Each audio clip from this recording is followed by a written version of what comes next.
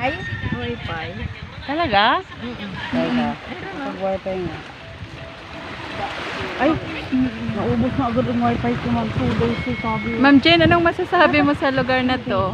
Amazing! Nandito tayo sa Odyungan, Tabing dagat. tabing dagat. Dito po kami sa bahay ni Nanay Jamili Posana. Hello vlogs! Welcome to my guys! Yan po Wala si maligo? Marian. Sarap nga maligo. Ay, basta ako talagang wala akong pera.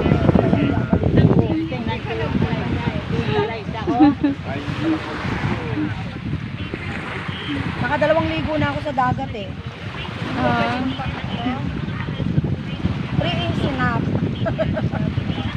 Kaya ang dagat sa Manila.